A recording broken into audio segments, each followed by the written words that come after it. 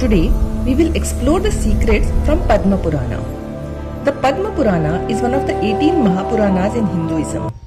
The text, named after cosmic lotus or Padma, from which the creator god Brahma is said to have appeared. It is primarily a Vaishnava text, meaning it heavily centers on the worship and glorification of Lord Vishnu and his avatars, particularly Lord Rama and Lord Krishna, though it also includes sections dedicated to Lord Shiva and the goddess Shakti. The text is massive, originally estimated to contain around 55,000 verses, and is divided into 6 khandas, which are: first, Srishti Khanda, deals with the creation of the universe, the origin of the gods, and the lineage of kings. Second, Bhumi Khand, focuses on the earth, geography, and stories of great kings and sages. Third, Svarga Khand, describes the cosmos, the heavens, and the significance of various holy places. Fourth, Patal Khand, narrates stories of the netherworlds and heavily features the life of Lord Rama after his victory over Ravana. Fifth, Uttarakhand, the concluding and most distinctively Vaishnava section, focusing on devotion to Vishnu, rituals, and the importance of festivals like Ekadashi. And the sixth, Kriya Khand, includes information on rituals, dharma, and right living. Let us now deep dive into the key teachings from the Padma Purana.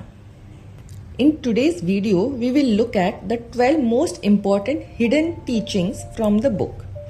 First, the supremacy of bhakti or devotion. The text emphasizes that pure, unalloyed devotion to Lord Vishnu is the ultimate path to liberation or moksha. It suggests that rituals and penances are secondary to a heart full of devotion. While karma governs the cycle of cause and effect, the Padma Purana introduces the concept of divine grace, which can override karmic patterns when devotion is pure and unwavering. Second, the importance of tirthas or pilgrimages. While the text speaks extensively about pilgrimages and sacred places, it also offers a deeper interpretation that true pilgrimage is internal.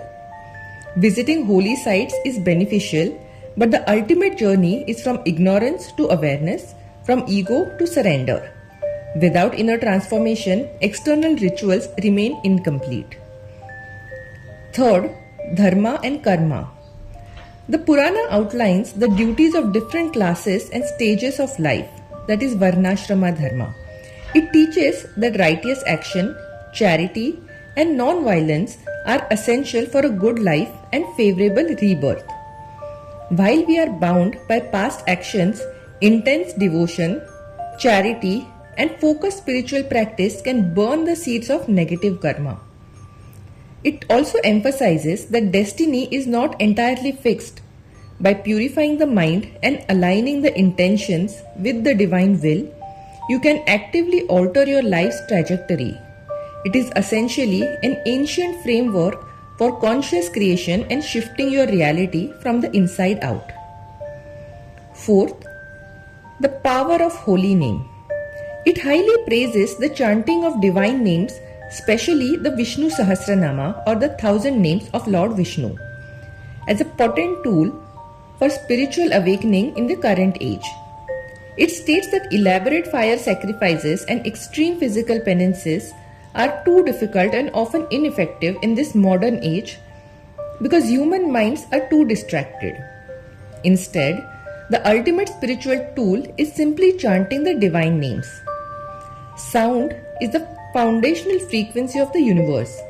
By repeatedly chanting high vibrational names or mantras, you align your own mental frequency with the divine. The text says something very powerful. Even unknowingly chanting God's name can destroy negative karma. Then just imagine the power when you do it with intention. Fifth teaching, the supreme importance of Ekadashi.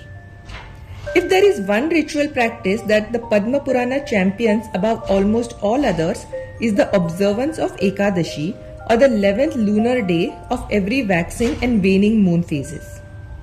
The Uttarakhanda contains extensive dialogues explaining the spiritual and physical benefits of fasting on Ekadashi.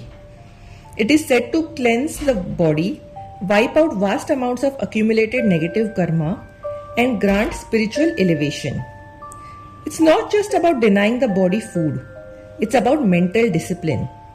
By withdrawing focus from the physical sense and directing that energy towards the divine, the mind becomes highly receptive and pure. Sixth teaching, the glory and sacredness of Tulsi. The Padma Purana is the primary source for the deep reverence given to the Tulsi plant in Hindu household. It narrates the powerful story of Vrinda, a woman of unshakable purity and devotion, whose spiritual power was so great she protected her demon king husband Jalandhar from being defeated by the gods. When she was ultimately deceived to break her husband's invincibility, she was blessed by Lord Vishnu to be reborn as the sacred Tulsi plant, which he declared will always be dearer to him than anything else. Seventh teaching, the act of giving or dana. The texts break down the concept of charity, explaining how charity and why you give it is just as important as what you give. Giving food to the hungry is great, but giving knowledge, specifically spiritual knowledge, that is Vidya Dana, is considered the highest form of charity. Helping another soul awaken the divine nature yields the highest spiritual merit. Material gifts are temporary and only solve physical problems for a short time. Sharing wisdom empowers a person eternally. Eighth teaching, ego is the real bondage. The text repeatedly emphasizes that even spiritual practices can become obstacles if they strengthen the sense of I and mine. A person may perform rituals, charity, or devotion, but if there is a pride in being virtuous or superior, it still creates attachment and limits the spiritual growth. The dissolution of ego, therefore, becomes the foundation of liberation when one begins to act not from identity but from a deeper sense of surrender and humility. Ninth teaching, intention matters more than action. The Padma Purana offers a deeply reflective understanding of human life by shifting focus from outer actions to inner consciousness. One of its profound teachings is that intention matters more than action. It explains that karma is not merely judged by what you do, but by the emotion and the motive behind it. Two individuals may perform the same charitable act. One may do it just to help other and accumulate spiritual merit, while the other may do it just to show off his wealth to others and remains bound in ego and expectation. This insight encourages a person to purify their inner world because true transformation begins when actions arise from sincerity rather than desire for recognition or reward. 10th teaching, mind is the cause of both bondage and liberation. A deeply psychological insight found in the Purana is that the mind itself is the cause of both bondage and liberation. It explains that external situations do not inherently create suffering. Rather, it is the mind's interpretation, attachment, and the conditioning that shapes one's experience. When the mind is restless and uncontrolled, it creates confusion and pain. But when it is disciplined and aligned with higher awareness, it becomes the doorway to freedom. This teaching aligns closely with the modern ideas of mindfulness and self-awareness. 11th teaching, human birth is extremely rare and precious. The Padma Purana emphasizes the rarity and value of human birth. It describes human life as a unique opportunity where consciousness has the ability to reflect, choose, and evolve. Unlike other forms of life, driven primarily by instinct, human beings have the capacity for self-realization. This makes life not just a series of experiences, but a sacred chance to move towards liberation.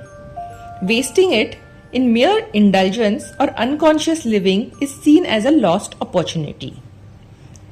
And the 12th teaching, Satsanga or the right company shapes destiny. Another significant teaching revolves around the influence of one's environment and company. The Puran suggests that the people in one associates with shapes the thoughts, beliefs, and ultimate destiny. When surrounded by individuals who are positive, wise, and spiritually inclined, one naturally grows in the same direction. Conversely, negative influences can pull the mind toward distraction and ignorance. This highlights the importance of consciously choosing one's surroundings as part of the spiritual journey. Ultimately, the Padma Purana repeatedly reminds that everything in the material world is temporary. The body, relationships, and possessions are all subject to change and dissolution. Recognizing this impermanence does not lead to detachment from life, but rather to a deeper appreciation and a wiser way of living. It encourages one to anchor identity not in the changing external world, but in the eternal inner self. Every thought, every action, every intention creates your future. The Padma Purana explains how our present life is a reflection of our past actions. But here is the hope. You can change your destiny starting now. Taken together, these teachings form a complete spiritual philosophy that is both practical and profound. They guide a person to live consciously, love without attachment, act without ego, and connect deeply with the divine, ultimately leading towards inner freedom and lasting peace. If you found this wisdom powerful, like and subscribe for more deep spiritual insights from ancient scriptures. Thank you.